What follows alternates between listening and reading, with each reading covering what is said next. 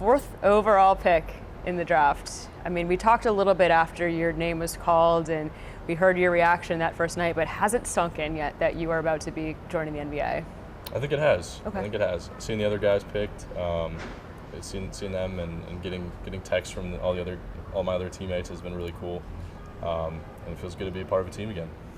All your other teammates, albeit very impressive to all have been drafted. Your starting five from Duke is pretty cool to see everyone go. What kind of testament does that say about the kind of caliber team that you're coming from to be so ready to be in the NBA? Yeah, I just think it speaks to Shire and his staff and how good of a job they've done of getting the right people in the building, guys that are ready to buy in and buy into what he's selling, and that's a winning team and a winning culture, and it pays off for everybody. You just said earlier, though, you feel ready. You're like, yeah, I understand now. I'm going to be in the league.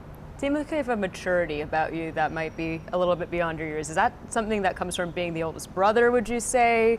Kind of like that mature, old soul type? Thank you. I've been told that since I was real little. I think it probably stems from being the oldest of 5 boys, probably along those lines. Yeah. You come from a basketball family, from your mom, your dad, your uncle.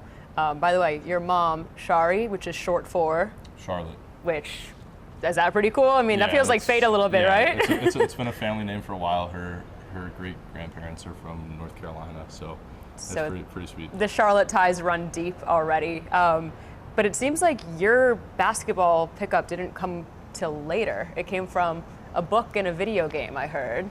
Yeah, I didn't really like basketball early on. Yeah. I mean, I guess 2nd, 3rd grade is still pretty early in my opinion, but sure.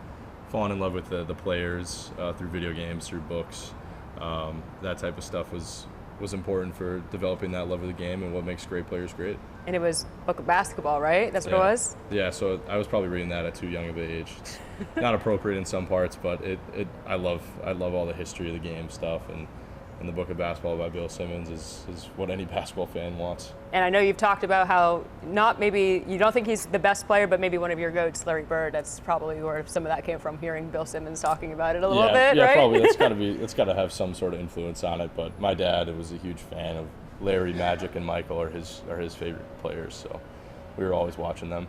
Did your parents encourage you to play basketball, would you say? What was their involvement for you really getting serious about the sport? Yeah, I mean, definitely. It's not to be, obviously they love the game, but it's not like, oh, we want you to be good at this just to be good at it. They thought, the life lessons that you learn from basketball, how to work hard, how to work with other people, how to deal with adversity, they thought those things were super important for life. And so you learn those through basketball.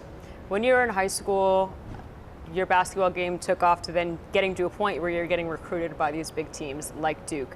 What was maybe a pivotal moment for you where you really dialed into your skill set to be at a D1 and then in turn NBA level? Yeah, I remember getting we played at Marquette team camp and I got offered by Marquette.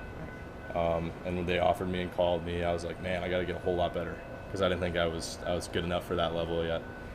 So about then is when I really started trying to develop my game even more. Like I'd shot all the time before that, but growing in different areas of my game.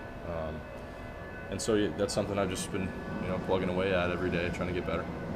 Having that mindset is not easy for someone who's trying to be, a star one day potentially, to say, I'm not good enough.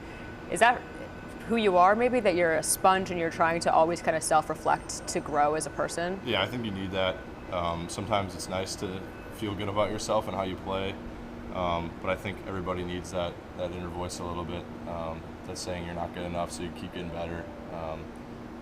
Basketball is the game where you can always find something that you can get better at. You were on a fantastic Duke team this year where you had a nice 1-2 punch with Cooper.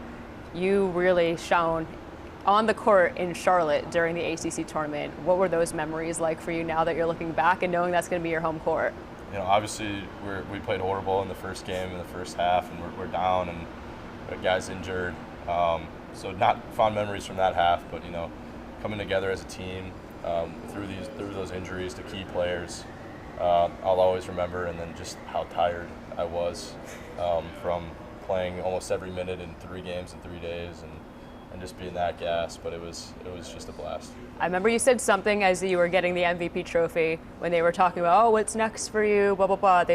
You said, you got 2 down, 1 to go in terms of the trophy. Is that kind of your mentality in everything, that you're never satisfied, I guess?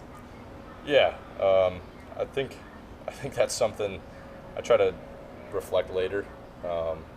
It's hard for me to feel satisfied, I guess. So even after the draft, like I'm just ready to get back here Wednesday and start getting to work, get ready for summer league. It's always the next thing. Yeah, that viral moment of Cooper reacting to you in real time as he was on the desk for an interview when your name was called. From your perspective, how cool was seeing that video of how supportive you and your friends are of each other? That's really special. It tugs at the heartstrings a little bit. That I'm not going to be playing with him and not seeing him as much. But it's really, really cool to have that support. We'll always have that bond of being on that Duke team. So that was a really cool moment. You won't be without teammates though. Sion is here, and he said you were the first call he made. What was that call like? Yeah, I called him. He called me, and I saw it pop up, and my phone was low on battery. From blowing up so much, I'm sure. Probably, yeah. So it's low on battery. It starts to slow down when it's about to die, and I tried to answer the call, and it died.